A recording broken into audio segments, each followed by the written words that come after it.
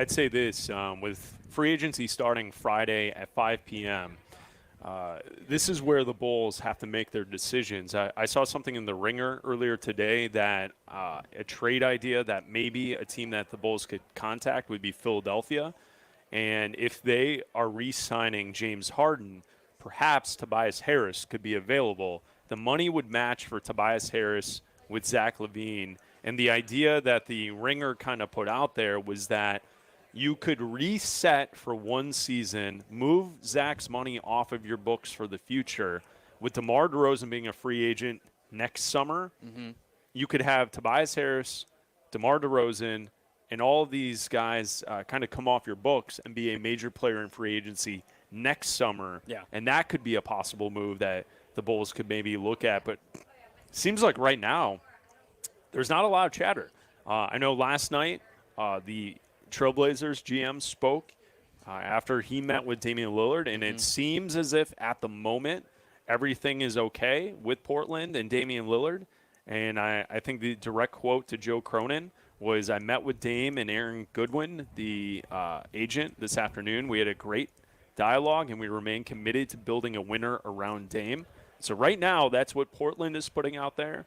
It's also, we have yet to hear anything other from Damian Lillard, and he seems to be the big piece in NBA free agency, and especially this week. You know, we saw John Collins get traded yesterday from Atlanta to Utah.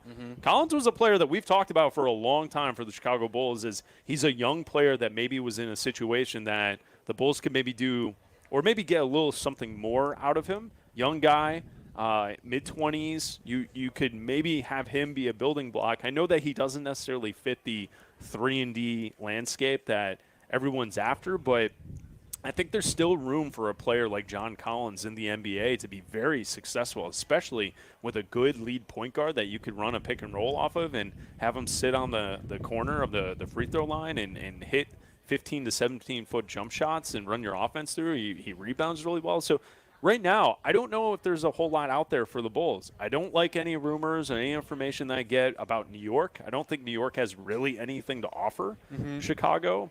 And it seems like right now there's really not a whole lot out there in the rumor mill. I see some rumors. Mark Stein has a rumor about how DeAndre Ayton and Dallas, there were conversations draft night. It didn't go through. Perhaps that's still alive. I don't see anything else in regards to the Bulls at this moment. I like the idea of being able to position yourself for free agency next summer. I think that's something that the Bulls have, struggled to do recently, where they've kind of just relied on trades. Like, obviously, the Vooch trade, the Zach LaVine draft night trade. So I like this idea. I would like that approach, the approach of, let's develop some younger players to bring in that maybe some of these free agents are like, you know what, I can go there and win there. End up having a good chunk of cap space to go into next summer with. And just, fans would have to realize that this team isn't going to be very great next year. But they weren't great last year either. Like, what did fans have to look forward to last year? Like, all we got was the post-game, look what Zach did, look at how, how good this win was. He put up 30 points, he had 10 in the fourth, like whatever it was. It's like, okay, fine, that's great. They're still 10th in the East. You need to position yourself. And the old regime was always big on positioning themselves with the assets that they had. There were tradable assets, right? They're like, we have these young guys, but they never did anything with them. This new regime now is like, oh, well, let's keep this core together. I would like to be in a position where you look at the free agents and you're like, oh, the Bulls maybe have a chance at that guy because they have a lot of money to spend.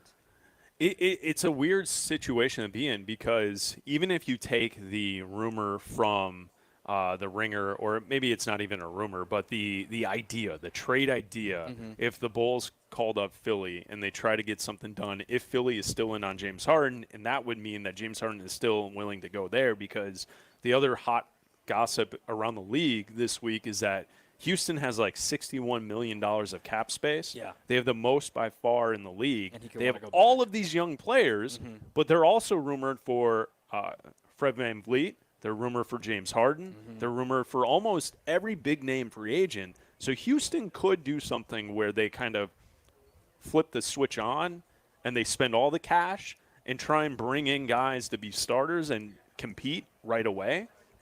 And so if Harden is going back to Philly and Philly wants to move Harris, Zach LaVine could make a lot of sense next to James Harden and Joel Embiid.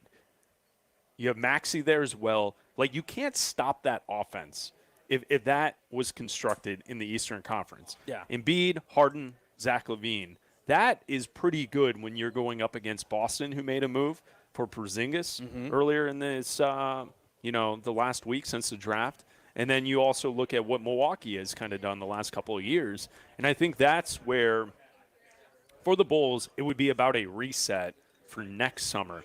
Unfortunately, I don't think the franchise is interested in doing something like that.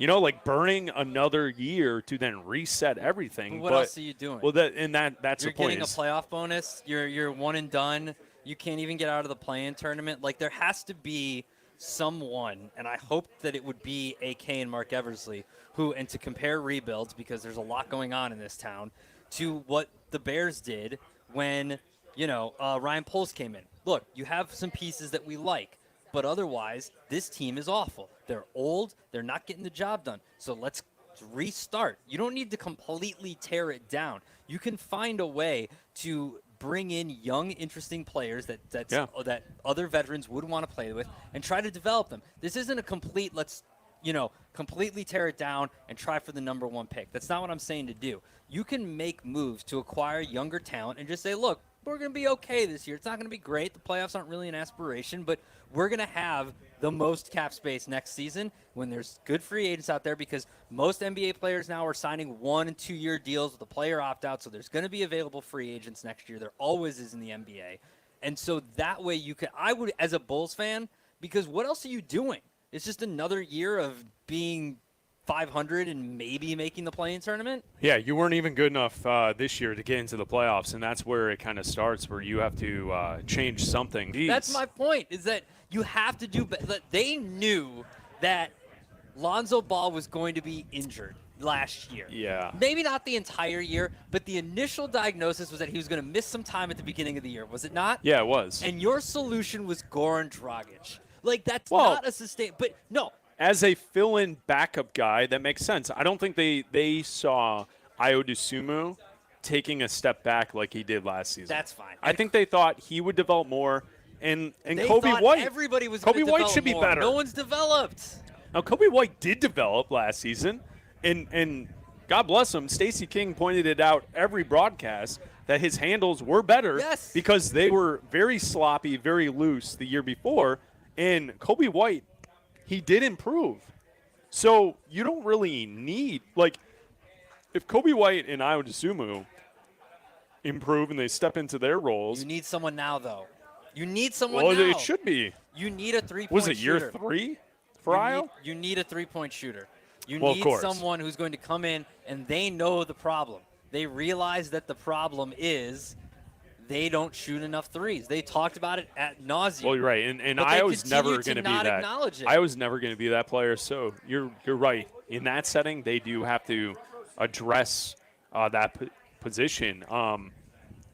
With Lonzo Ball, the way they talk about it, he's certainly going to be out this upcoming season. Mm-hmm. There are reports out there suggesting that the Bulls think that he's done.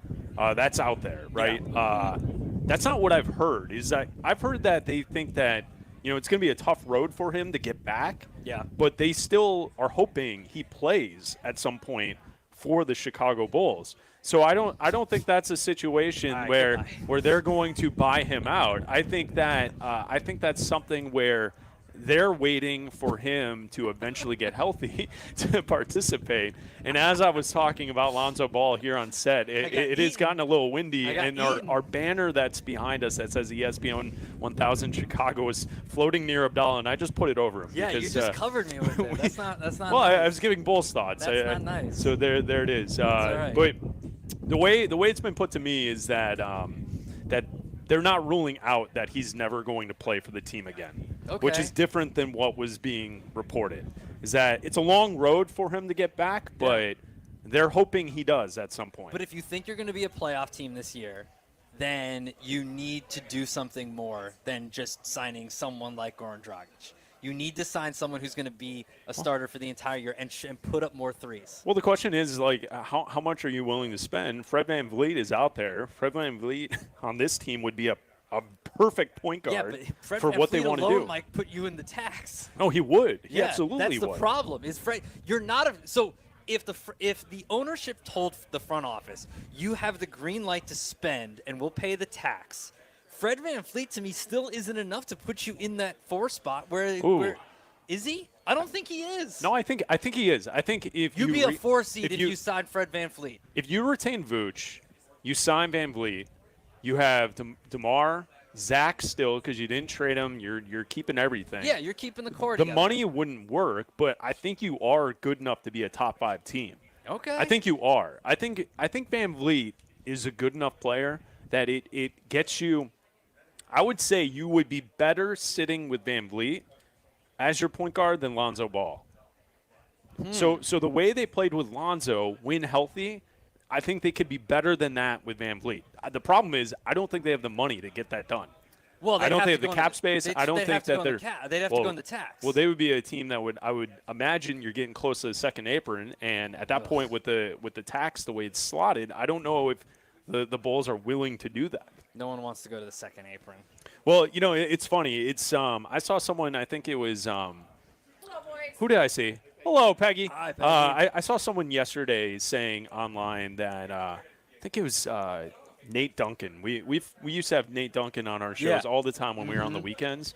I think he was saying something about how the second apron in the new CBA and the NBA is essentially, yes, there are going to be 3 or 4 teams that are going to have to deal with it, but outside of that, it's essentially going to give an excuse to all the teams in the middle to not actively go after championships as hard as they should. Well, and I was reading about it yesterday after Atlanta made their move because they were close to the second apron, but they knew they weren't good enough to go in. Exactly. To necessitate the second apron. So they were just like, forget it. We're just going to unload some money and some players here because we know we're not good enough to win, but also we don't want to pay that second tax because it's not worth it. Right. Like if we're not going to be good enough, like it's worth it for the Warriors to do it because they're good enough to win a championship. But it's not good enough for the Hawks to do it because they're not good enough to win. Yeah, I don't absolutely. think it would be good enough. The Bulls wouldn't be good enough to win yet either.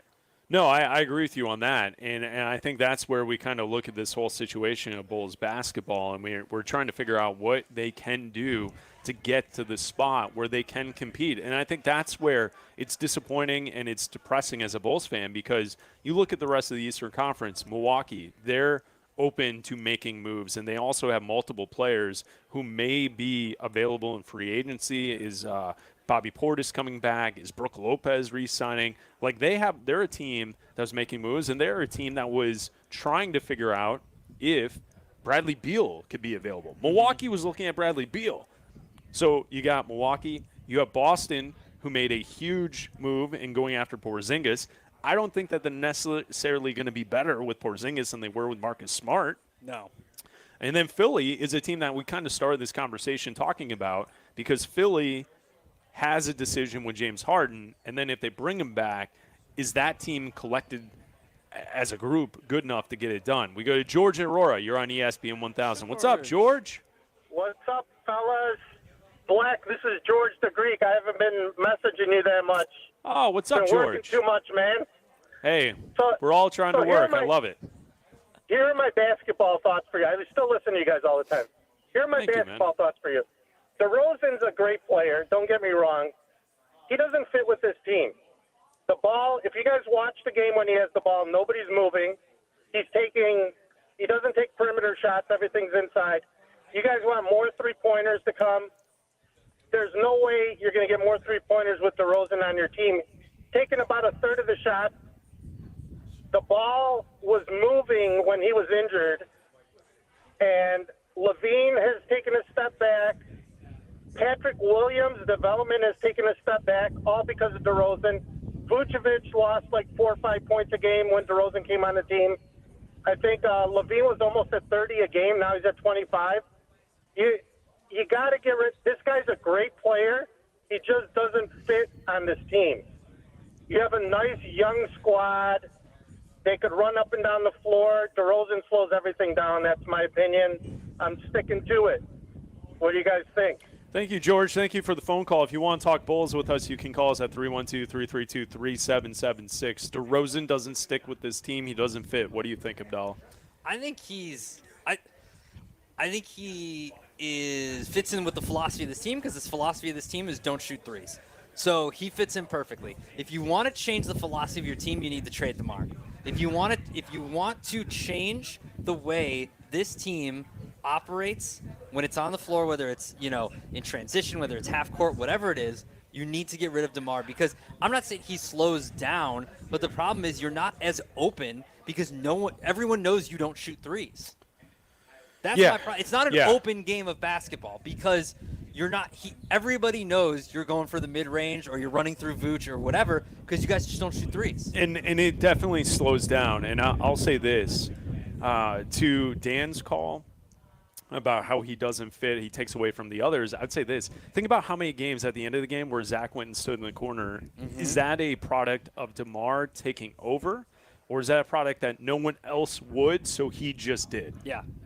Yeah. And I think that's where there may be a difference between Bulls fans and how they see this team and the potential, is that they may see DeMar as being a, quote, ball hog and being the guy that, over-dominates everything at the end, even though we watched the end of those games and no one was stepping up, no one was hitting shots. So the only person that was DeMar DeRozan, and I think that's where it's interesting.